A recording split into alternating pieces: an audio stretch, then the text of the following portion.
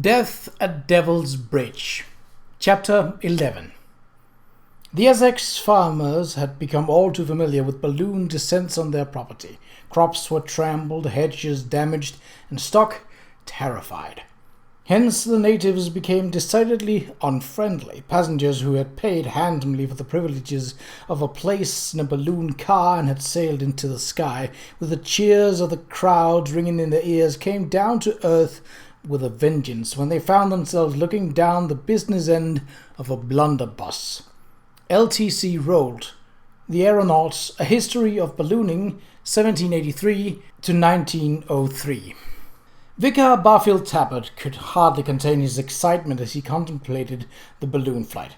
He arose in the misty dawn on the day of the launch and presented himself at Bishop's Keep shortly after breakfast, his usual rusty black coat brightened by the unusual addition of a silk scarf gaily striped in the balloon's bright colours. "Ah," said he to Sir Charles, "well, with all the delight of a schoolboy on holiday. I see that all is in readiness for your ascent. I expect the sky will clear before it's time to go up." But Sir Charles was too busy attending to the last details of the inflation to do more than give him a pleasant nod and a brisk hello, so the vicar, not wanting to be in the way, took himself off in search of Kate. He found her with her dour-looking Mrs. Pratt discussing the details of the dinner that had been planned for that evening. "Ah, Lady Catherine," he said happily. "Kate, a lovely day, isn't it? So much excitement to look forward to, such a bustle in the park." "I suppose," Mrs. Pratt said with a finely honed sarcasm, "that I shouldn't expect to have our gas in the kitchen when it's time to begin cooking.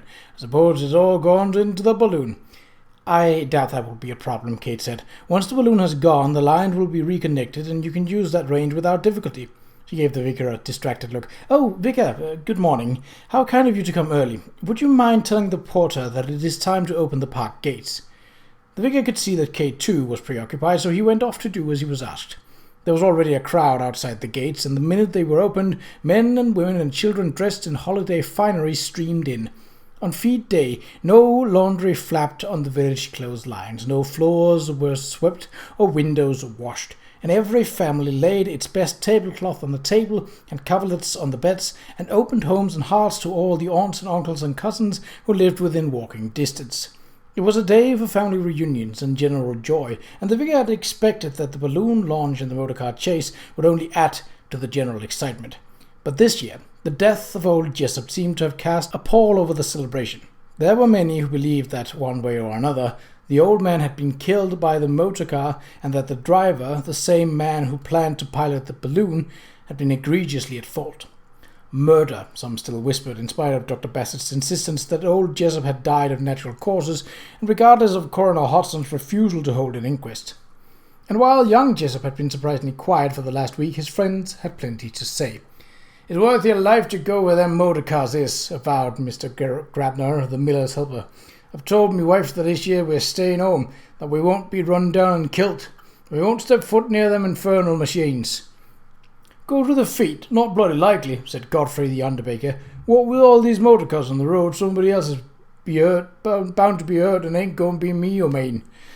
Such a censure notwithstanding, the crowd streaming down the lane was a large one, including many well-dressed gentlemen in snappy vests, whom the vicar did not even recognize. Gentlemen from Colchester, no doubt, and perhaps even from Ipswich. For the moment, the balloon was the centre of attention. Already it was surrounded by a marvelling throng, gazing in wonderment at the silken bubble so tenuously tethered to the earth. The vicar joined the crowd for a few moments, sharing its excitement and craning his own neck to gaze heavenward at the balloon's immense height, wondering what it would be like to soar up and up above the clouds.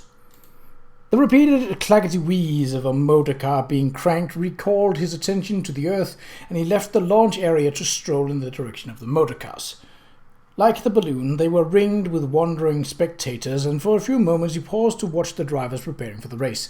Frank Ponsonby and another man were taking turns pulling the rim of the flywheel to coax the reluctant Bents to life. Willem Elbrecht, wearing a blue motorcar club jacket and cap, was kneeling beside the Daimler, lighting the flame jets that heated its hot tube igniters. Arthur Dickinson was lying under the rear axle of his steam car, trying to light the burner beneath the boiler. And all while this activity was going on, Arnold Bateman leaned against a tree, conspicuously lighting a cigarette and watching the others work with a slight smile. His electric automobile did not require any preliminary warming up, a fact that he obviously enjoyed. The vicar stood, taking in these marvels of modern technology and wondering how they would change his quiet parish. What would life in the village be like when as many as 3 or 4 motor cars a day ran up and down High Street, rattling the glass and the panes and frightening the village dogs? How much would the country road tax have to be raised to rebuild the bridge at the foot of Devil's Hill so that a Daimler or a Benz could cross it safely? And as for himself, he wondered indecisively, was he too old to learn how to... "Good morning, Vicar," said a quiet voice at his elbow.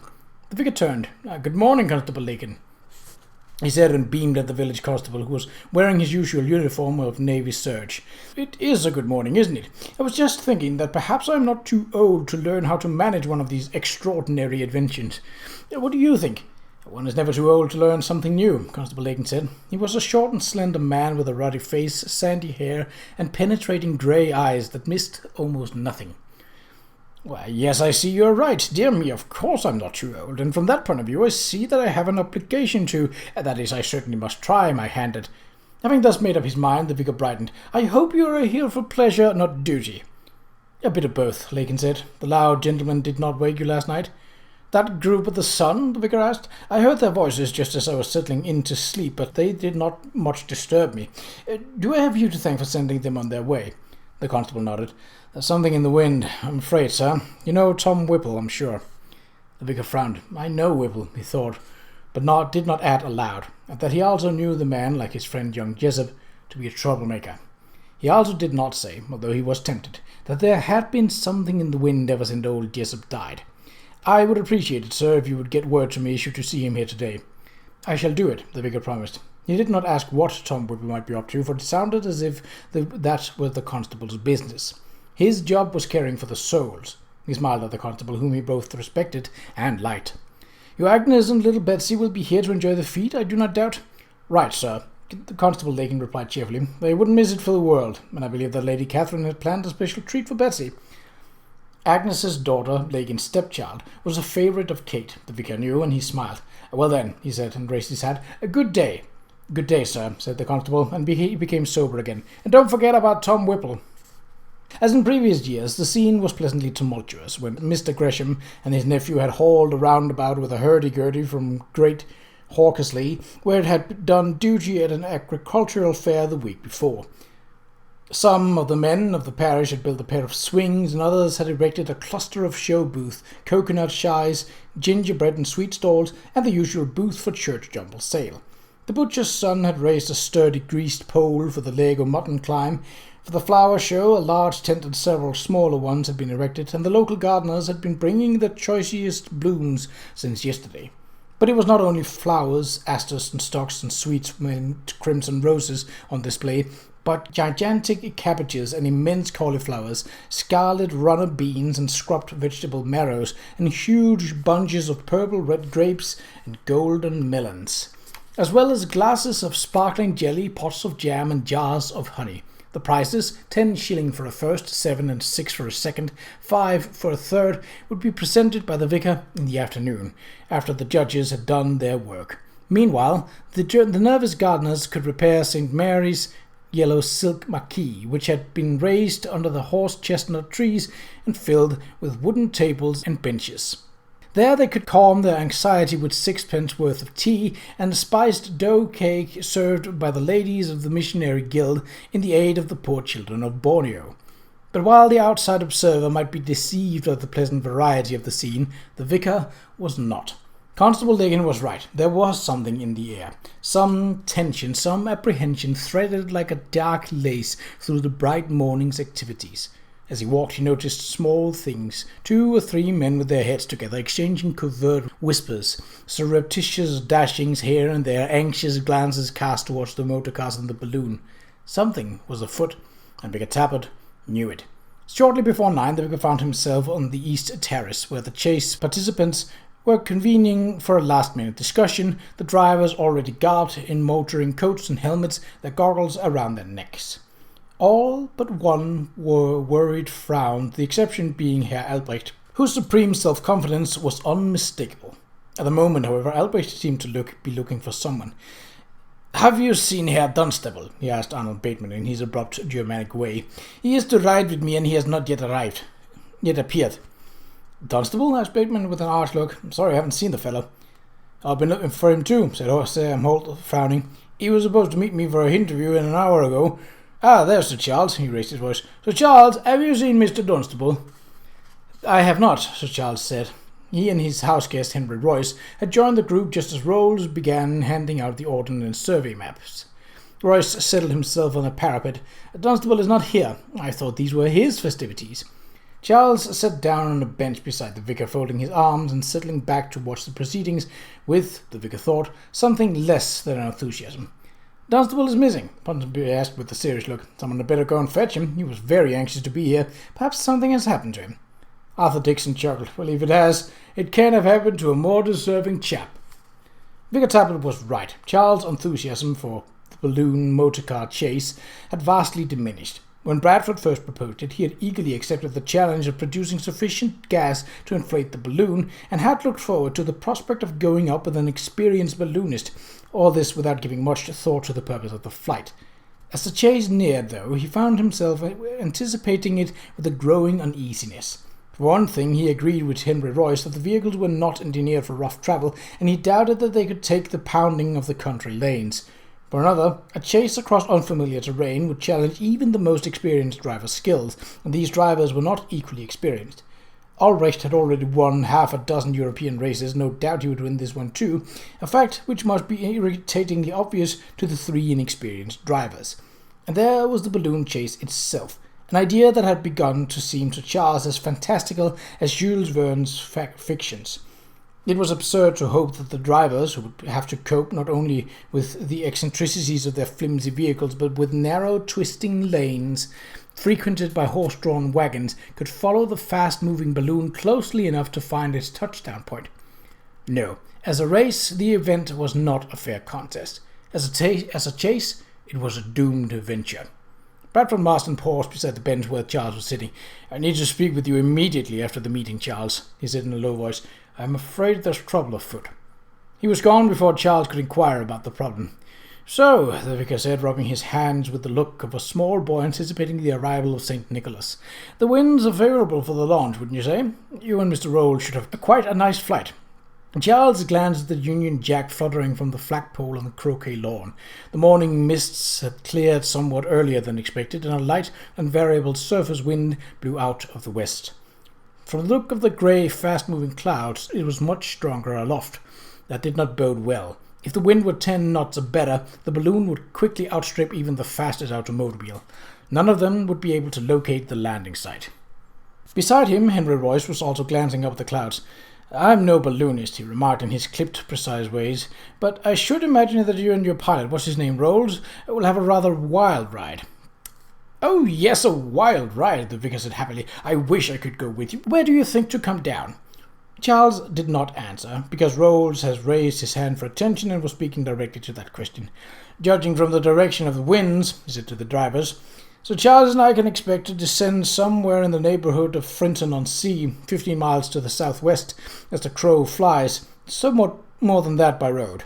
The winds aloft are a bit chancier, though, and we can't guarantee where we'll be put down." Albrecht seemed surprised. "You cannot tell us where the finish line is?" he demanded. "What kind of race is this?"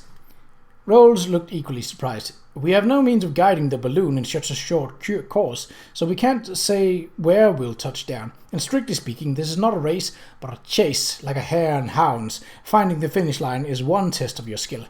"Herr Dunstable told me nothing of that," Albrecht said with a flash of sullen anger. He looked around. "Where is the man? I want to speak with him." Frank Ponsonby spoke, ignoring Albrecht altogether. "You can surely give us a range of the possible landing site Rolls. "The balloon could come down anywhere from Brightlingsea to Harwich," Rolls replied. "We shan't go further, of course." He grinned. "Motorcars cannot yet swim, and Sir Charles and I have no desire to end in the North Sea." Dixon grunted. "I hope you don't think that's funny."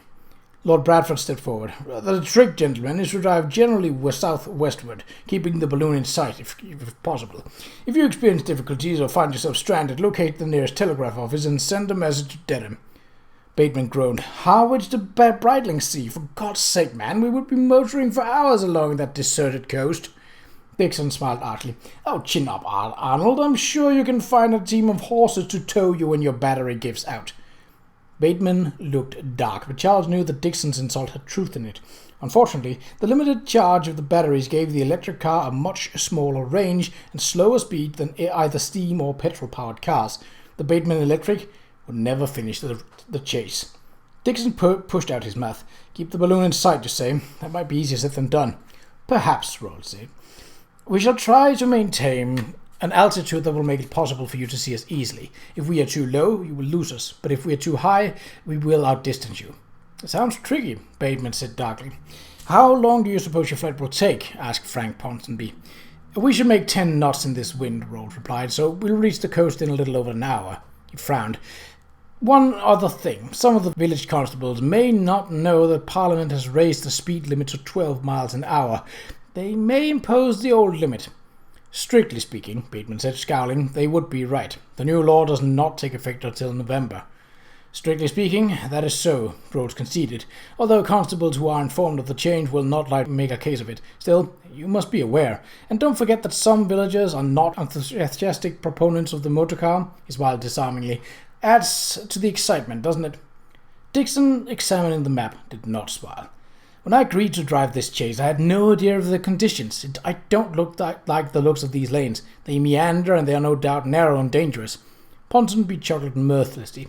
A pity for you, Arthur. You should have rated for a race on a flat, smooth straightaway. That heavy boiler hardly fits your steamer for rough terrain. My boiler is not as heavy as Bateman's batteries, Dixon retorted angrily. And as for speed, you will see. At least I won't be giddy with fatigue at the finish, with my teeth jolted out of my skull. I wonder whether it would not be better, Bateman said nervously, to delay a bit. The wind might turn easterly this afternoon. The roads are better in the western part of the country. This discussion, Bradford said emphatically, is of absolutely no purpose. We've already agreed to the conditions of the race. What's more, pairs of men have been dispatched to Brightlingsea, Wheely Heath, and Great Oakley to recover the balloon should it touch down in those vicinities. He looked at Rhodes. Are we ready for the launch? We are, Rhodes said, and raised his hand peremptorily. Good luck, gentlemen. As the drivers left for their vehicles, Royce, his arms still crossed, leaned toward Charles. Brass little popinjay, isn't he? Charles grinned. Rather, but you should become acquainted with him, Royce. He's quite a good mechanical mind and a great energy.